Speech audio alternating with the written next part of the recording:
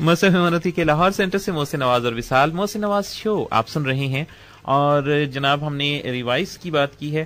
اچھا یہ جو ریوائز ہے وصال یہ بڑا مشکل سا لگتا ہے. یعنی ہمارا انسان کی جو نفسیات ہے وہ کچھ ایسی ہے کہ وہ آگے بڑھنا چاہتی ہے, آگے سے آگے بڑھنے کا, پچھلا چھوڑ کے ہمیں اگلے کی فکر پڑی ہوتی ہے. اس کی ایک وجہ تو یہ ہو سکتی ہے کہ ہمارے پاس سلیبس کافی ہے. یعنی آپ دیکھیں کہ ایک چھوٹے سے معصوم سے ننھے منھے سے بچے سے اگر آپ پوچھیں تو ہو سکتا ہے اس کے وزن سے زیادہ اس کی کتابوں کا وزن ہو. بالکل, یہ تو بالکل صحیح کہہ رہے ہیں. اور اسی طرح سے پھر یہ ہوتا ہے کہ آپ کو فکر ہوتی ہے کہ بھی پورا سلیبس پڑھنا ہے, کور کرنا ہے, تو پچھلے کو کیا دہرانا, جلدی جلدی آگے چلیں.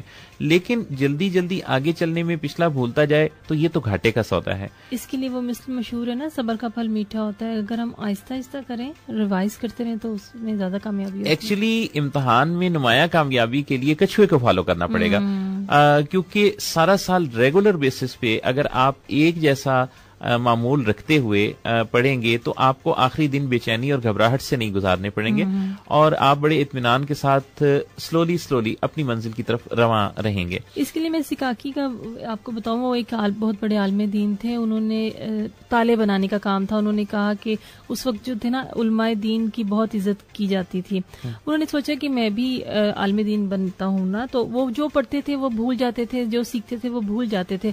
پھر ایک دن انہوں نے ایک پہاڑ پر سے قطرہ پانی گرتے ہوئے دیکھا کہ وہ پانی ایک ایک قطرہ جو تھا نا وہاں پہ سوراخ بنا گیا. تو انہوں نے کہا کہ اگر میں بھی مسلسل اگر بار بار ایک چیز پڑھوں گا تو یقیناً مجھے یاد ہو جائے گی. بہت خوبصورت آپ نے بات بتائی ہے. تو اسی طرح سے مستقل مزاجی اس میں بہت ضروری ہے. تو اپنے آپ کو محنت کے ساتھ ڈسپلن کرنا اور آگے بڑھنے کی خواہش کو روکنا, اور اس کو روکنا اس طرح سے کہ پچھلے پڑے ہوئے کل گزشتہ جو میں نے پڑھا تھا اس کو آج تھوڑے سے وقت میں 24 گھنٹے کے اندر دہرا لینے سے آپ کے نتائج بہت ہی شاندار ہو جائیں گے.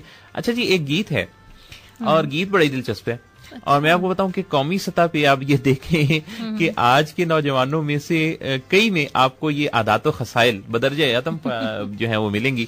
یہ جو خاتون ہیں جن کا نام فریہ پرویز ہے, انہوں نے یہ گیت گایا, اور ان کے دیکھیں کہ ان کے طور اتوار کیسے ہیں. ذرا گیت پورا دھیان سے سننے والا ہے, آپ محظوظ ہوں گے اس سے.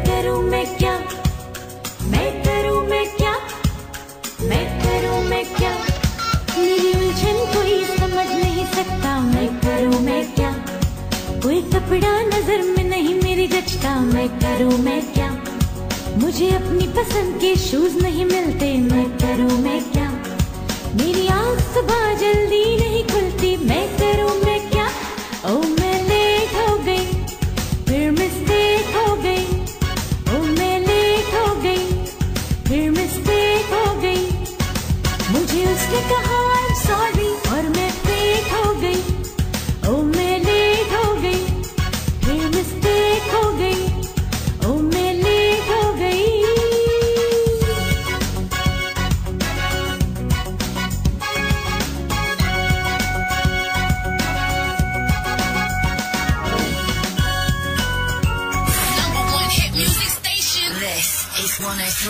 مس ایف ایم 103 کے لاہور سینٹر سے آپ سن رہے ہیں محسن نواز شو.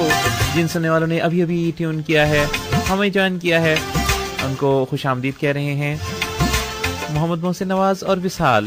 آج کے شو پر ہم بات کر رہے ہیں امتحان میں نمایاں اور شاندار کامیابی حاصل کرنے کے طریقوں کے بارے میں, جس میں اب تک ہم SQ3R اسٹڈی سسٹم کی بات کر چکے ہیں.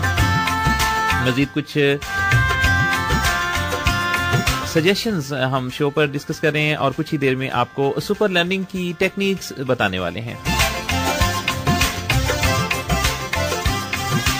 اچھا جی, ہم بات جو کر رہے تھے تو اس میں کچھ چیزیں یہ بھی تھیں کہ ہم جب اپنی کسی اسٹڈیز میں ہوتے ہیں تو ہمارا مقصد تعلیم کا پیارا ہونا اور ہمیں یاد رہنا یہ بہت ضروری ہے, क्योंकि सिर्फ पढ़ाई पर या सिलेबस पर फोकस रखना ही काफी नहीं होगा, बल्कि हमें बार बार अपने उस मकसद तालीम को, जिस मकसद से हम पढ़ रहे हैं, उसको हमें याद रखना चाहिए, उसका प्यारा होना बड़ा जरूरी है। इसके लिए फिर आपको ऐसे लोगों से मिलना, बातचीत करना जो आपके एहसास पे दस्तक देते रहें, आपको याद दिलाते रहें कि आपने अपनी स्टडीज को कंप्लीट करके जिंदगी में क्या कामयाबियां हासिल करनी है, आपका मकसद क्या है, वो आप डिस्कस करें, एक्सप्लोर करें अपने अंदर, और दौराने तालीम आप अपने उस मकसद को बार बार याद करें। तो एक बहुत खास बात यह है कि औसत दर्जे की जहानत तो सब लोगों में पाई जाती है। बहुत कम बच्चे ऐसे होते हैं जिनको कोई लर्निंग एक्स्ट्रा होते हैं, जिनको कुछ लर्निंग डिसेबिलिटी होती है, जिनको स्पेशल इदारों में डील किया जाता है।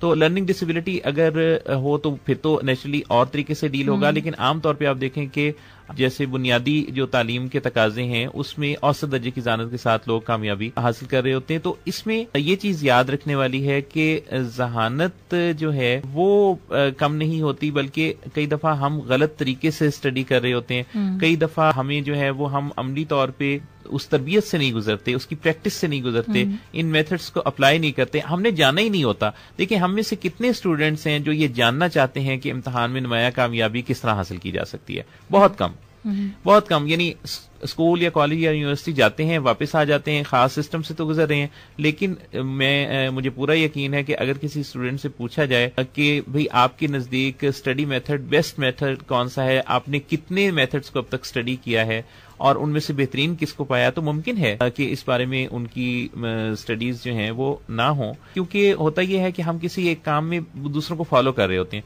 तो जैसे मैं बात कर रहा था कि अपने मकसद तालीम को याद रखना और दूसरों की खातिर जो हम पढ़ रहे होते हैं, तो उसमें कभी भी आप नुमाया कामयाबी हासिल नहीं कर सकते। अगर आप नंबर्स के लिए पढ़ रहे हो तब भी आप का मकसद नंबर्स अगर हासिल करना है तो मकसद तालीम तो फिर पीछे रह गया।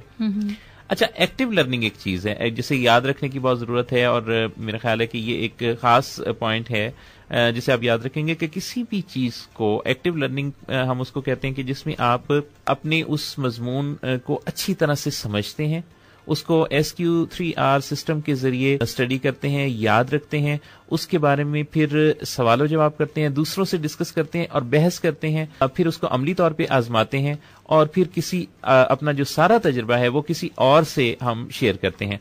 इसको एक्टिव लर्निंग को यूं समझा जा सकता है कि जब मैंने इस प्रोग्राम के हवाले से, आज के अपने इस शो के हवाले से कुछ लोगों को बताया, तो ये भी एक मिसाल है कि जो लोग इस शो को सुन रहे होंगे वो इसमें होने वाली जो बातचीत है उसको अच्छी तरह से समझ लें, उनके पॉइंट्स को नोट कर लें, फिर उन पर आपस में बात करें कि ये जो बताया हुआ सिस्टम है क्या ये किस हद तक फायदेमंद हो सकता है, फिर बहस मुबाहिसा करें, फिर इसको अमली तौर पर इससे गुजरें, और SQ3R सिस्टम को अगर वो चेक करेंगे तो उन्हें अंदाजा हो जाएगा कि इससे क्या नतीजे निकलते हैं, और फिर किसी एक नए बंदे से इस सारे एक्सपीरियंस को शेयर करें। एक मुख्तसर सी कॉल लेते हैं और देखते हैं कि हमारे साथ कौन है 111-111-103 पर, और उसके फौरन बाद हम आपसे बातचीत का सिलसिला आगे बढ़ाएंगे। अस्सलाम वालेकुम।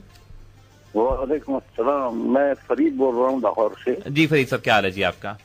हाँ जी, मैं बिल्कुल खैरियत से हूँ। अच्छा, मैं तो आप लोगों को कोई शरीफ आदमी समझता था। अच्छा, आप तो बड़े गड़बड़ लोग हैं। अच्छा, वो कैसे, क्या हुआ? मुझे इंतहाई जरूरी काम से आज घर से निकलना था। अच्छा, वो इत्तेफाक से मैं रेडियो खोल बैठा। अच्छा, इतने जादूगर लोग हैं आपके, मैंने वो सारे प्रोग्राम की ऐसी की तैसी की। गाड़ी में भी सुन सकता था, लेकिन मौजूद ऐसा था कि टेलीविजन तो आदमी जिंदगी के हर हिस्से में रहता है। जी जी। तो मुझे ये महसूस हुआ कि ये तो दिखना पड़ेगा। अरे बहुत शुक्रिया फरीद साहब, आपने सताइश दी है तो हिम्मत बढ़ाई है। पहले तो डराया है आपने। जाने के बाद तर्क किया और कागज कलम लेके बैठ गया, और अब तक मुझे होश ही नहीं है कि मुझे क्या करना था और मैं क्या कर रहा हूँ। अरे वाह, ये जो है ना, शुक्रिया। और एक मुश्किल मसला आपने ये पैदा कर दिया है कि मुझे तो अब नए सिरे से अपनी तालीम का आगाज करना पड़ेगा, तरीका तो आज मालूम हुआ। अरे वाह, मैं भी यही सोच रही थी, मेरा भी दिल कर रहा था कि ऐसा होना चाहिए। ये जो आपने बात कही है ये बहुत बड़ी बात है कि मुझे खुद भी जब इस प्रोग्राम के लिए तैयारी करना होती है तो कई दफा ऐसा लगता है कि ये चीज जो है ये तो बहुत देर बाद पहुंची है हम तक। हाँ बिल्कुल, तो मैं बहुत शुक्रगुजार हूँ और ज्यादा वक्त नहीं देना चाहता, जल्दी जल्दी और राज बताएं। बहुत मेहरबानी फरीद साहब, थैंक यू सो मच। मैं अपनी तालीम शुरू करूँ। बड़ी इनायत, बड़ी इनायत, बहुत शुक्रिया। अस्सलाम वालेकुम अस्सलाम, अल्लाह हाफिज।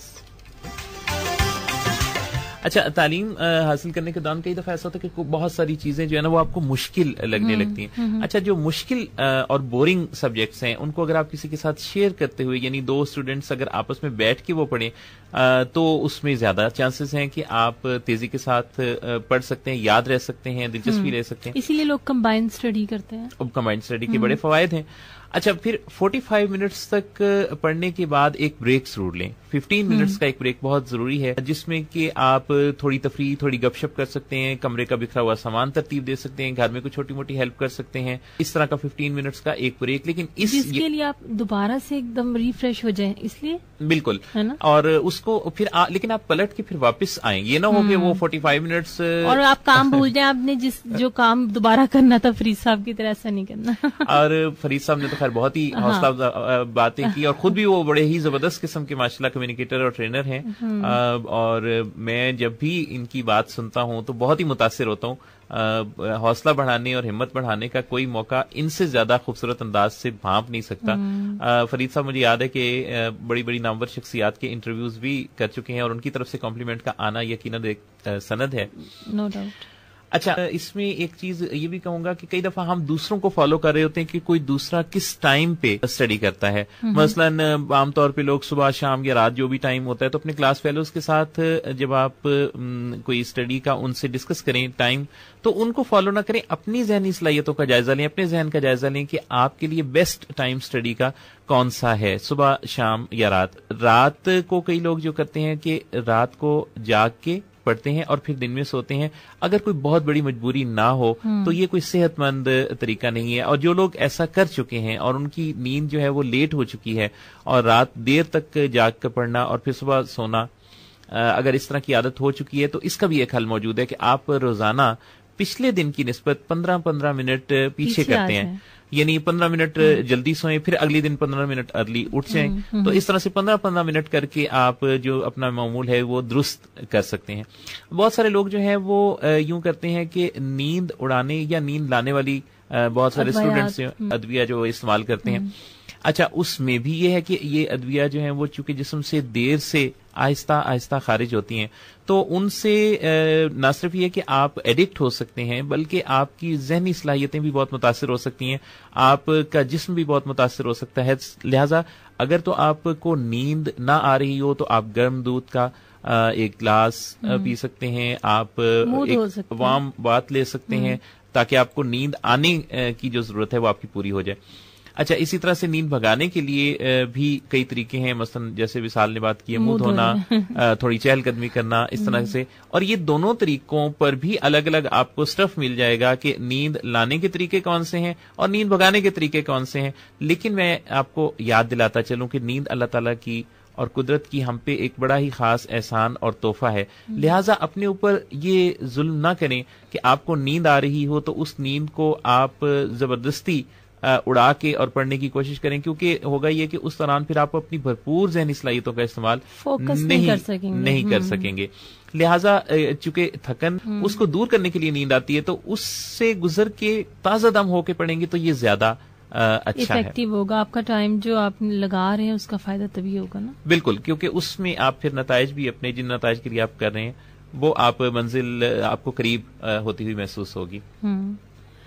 موسی صاحب، میں نے ایک جگہ پڑھا تھا کہ بچے جو ہے نا وہ 4 سال کی ایج میں بہت زیادہ سیکھتے ہیں، اور اتنا وہ 4 سال کی ایج میں سیکھتے ہیں جو فرسٹ 4 ایئرز ہوتے ہیں کہ اتنا وہ اگلا 14 سال میں بھی نہیں سیکھتے. ہاں، صحیح. مطلب جتنا وہ 4 سال میں سیکھتے ہیں، اس لیے کہتے ہیں کہ ان کو بہت زیادہ ایسی ایکٹیویٹیز، مطلب دیکھنے کے لیے اچھی چیزیں اور سارا کچھ ان کے ارد گرد رکھیں، وہ اسے بہت سیکھتے ہیں. جیسے کہ ان کے اگر جھولے پہ کوئی چیز لٹکا دیجیے تو اس کو مار کے وہ جو پتا چلتا ہے ان کو کہ کوئی ان کے ساتھ یہ حرکت ہو رہی ہے، بار بار گڑیا ہل رہی ہے، یہ کوئی چیز ہل رہی ہے، تو وہ اس کو بار بار کرتے ہیں. تو مطلب وہ سیکھنے کے مرحلہ جو ہے نا وہ 4 سال کی ایج میں بہت زیادہ عروج پہ ہوتا ہے. بالکل. اور یہ جو 4 سال اور 6 سال تک کی ایج ہے، اس میں دراصل اگر بچوں کی اچھی تربیت کی جائے تو وہ بہت شاندار اچیورز بن سکتے ہیں. ہماری حدیث بھی تو ہے نا کہ گہوارے سے لے کے لحد تک علم حاصل کرو. بالکل. تو مطلب گہوارے سے ہی جو ہے نا سیکھنے کا عمل شروع ہو جاتا ہے. بالکل ایسا ہی ہے. بہت سارے لوگوں کو چیزیں یاد رکھنے کی طریقوں پر ہم بات کر رہے تھے. تو بہت سارے لوگوں کو چیزیں دیکھ کر یاد ہوتی ہیں, بہت سارے لوگوں کو چیزیں سن کر زیادہ یاد ہوتی ہیں. تو اس کا بھی ضرور جائزہ لے لیں کہ آپ کو دیکھی ہوئی چیزیں زیادہ یاد رہتی ہیں یا پھر سنی ہوئی چیزیں. اچھا, پھر کئی دفعہ اس میں جو جیسے ہم تھوڑی دیر پہلے بات کر رہے تھے کہ آپ یاد کر سکتے ہیں چیزوں کو یادداشت کے سہارے بنا کے, تو ولیم بوائڈ نے ایک غدود جو ہے پیراتھائرائڈ, جس کی زیادتی کی بیماری کی جو ڈیفینیشن دی ہے وہ بھی بڑی خوبصورت ہے, اور اس میں کے اندر بھی ایک موسیقیت سی آپ کو نظر آتی ہے, ایک شعر سا نظر آتا ہے. وہ کہتے ہیں کہ disease of stones, bones and abdominal groans. یعنی اس میں آپ دیکھیں کہ ایک وہ ایک بڑے مشکل سی بیماری ہے نا, ہاں, جس کو انہوں نے اس طرح سے جیسے وہ آپ نے تھوڑی دیر پہلے بتایا تھا, صوفیہ لورین والا. تو یادداشت کے ان سہاروں کو بڑے بھرپور طریقے سے ہم بہتر بنا سکتے ہیں, استعمال کر سکتے ہیں. اب ہم تھوڑی ہی دیر میں سپر لرننگ کی ان ٹیکنیکس کا جو ہے وہ ایک سمری آپ کے لیے پیش کرنے والے ہیں, جس میں آپ کو 7 ایسے پوائنٹس ملیں گے کہ جن کی مدد سے آپ اپنی لرننگ کو بہت اچھا بنا سکتے ہیں. 2000 میں شائع ہونے والی ایک کتاب سپر لرننگ 2000, جس کی ڈیٹیلز آپ کو انٹرنیٹ سے مل سکتی ہیں. آئی تھنک میں نے ویسے نیٹ سے اس کا میتھڈ نہیں لیا یا اس کے بارے میں نہیں جانا, لیکن آئی تھنک وہاں اویلیبل ہوگی, تو اس کے بارے میں آپ وہاں سے بھی انفارمیشن لے سکتے ہیں, کتاب پڑھ سکتے ہیں. محسن نواسیو, مصرف منتی کا لاہور سینٹر, اور اپنے تمام اسٹوڈینٹس کے لیے جو اس وقت ہمیں ٹیون کیے ہوئے ہیں,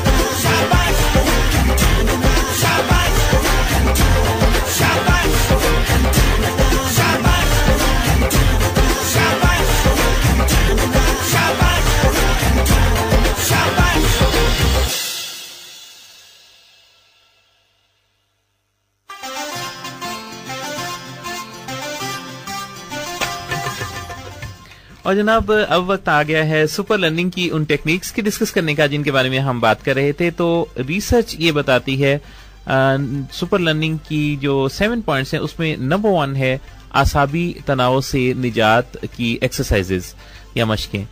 اعصابی تناؤ جو ہے وہ انسان کی ذہنی صلاحیتوں کو بہت زیادہ متاثر کرتا ہے. سو اعصابی تناؤ کو مینج کرنا، ان سے نجات حاصل کرنا بہت ضروری ہے. اور اس کے لیے آپ پرسکون ہو کے بیٹھتے ہیں، آنکھیں بند کر کے ایک لمبی گہری سانس لیتے ہیں اور پھر منہ سے آہستہ آہستہ یہ سانس باہر نکالتے ہیں. اور اس میں اگر آپ فوری طور پہ نتائج حاصل کرنا چاہتے ہیں تو آپ ایک ایکسرسائز یہ کرتے ہیں کہ آپ آنکھیں بند کر کے بیٹھتے ہیں اور اعصابی تناؤ سے نجات کے لیے آپ محسوس کرتے ہیں سب سے پہلے یہ کہ آپ کے سر کی جلد کے نیچے کے پٹھے ڈھیلے پڑ گئے ہیں، آپ کی آنکھوں کے گرد جو پٹھے ہیں وہ ڈھیلے پڑ گئے ہیں، آپ کی پیشانی کی شکنیں دور ہو رہی ہیں، آپ کے گردن کی بیک سائڈ کے جو پٹھے ہیں اور آپ کی جبڑے کے پٹھے وہ بھی ڈھیلے پڑ گئے ہیں، آپ کے دل سے خون پمپ ہو رہا ہے اور آپ کے بازوؤں کی طرف اس کی روانی ہے. آپ کے بازو بھاری ہو رہے ہیں، بہت بھاری، گرم ہو رہے ہیں، بہت گرم، اور اسی طرح سے ٹانگوں کی طرف خون کی روانی بہت زیادہ ہے اور آپ کے ٹانگیں گرم اور بھاری ہو رہی ہیں. تو یہ جو ایکسرسائز ہے جب آپ تھوڑی دیر کے لیے کریں گے تو آپ کو اعصابی تناؤ سے نجات ملے گی، آپ کے پٹھوں میں ریلیکسیشن آئے گی. تو نمبر 1 سپر لرننگ میں یہ ہے کہ آپ اپنے اعصاب اور اپنے پٹھوں کو تناؤ سے نجات دلائیں. نمبر 2 اس میں ایک جو بہت ہی خاص چیز ہے اور میں چاہتا ہوں وصال کہ یہ جو ایک حسین تصور کی ایکسرسائز ہے اس کی ایک چھوٹی سی پریکٹس ہم اپنے سننے والوں کو کرائیں. میرے تمام سننے والے تھوڑی سی دیر کے لیے مجھے جوائن کریں اس تصور کے ساتھ. Imagine yourself leading a stress-free life.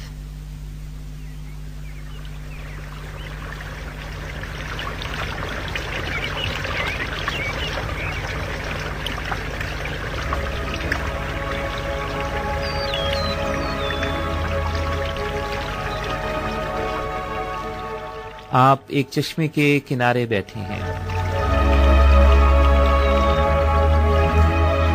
چشمے کا صاف شفاف پانی آپ کے پاس سے گزر رہا ہے، چشمے کی سطح پر تیز چمکدار دھوپ آپ کو نظر آ رہی ہے.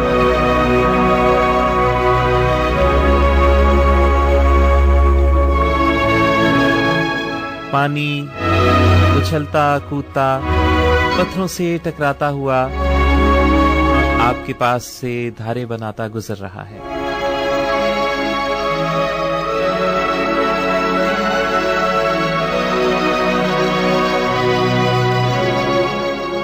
چشمے کا یہ صاف شفاف پانی آپ کی روح اور آپ کی آنکھوں کو تازگی بخش رہا ہے.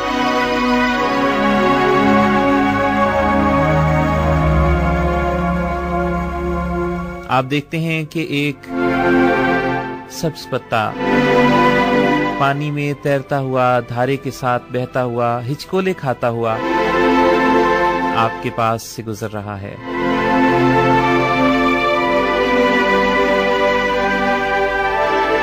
آپ قدرت کے اس خوبصورت منظر سے روح کی اتھاہ گہرائیوں سے خوش اور مطمئن ہیں. خوشی کی اس لہر کو، اس کیفیت کو آپ بیان نہیں کر سکتے، صرف محسوس کر سکتے ہیں.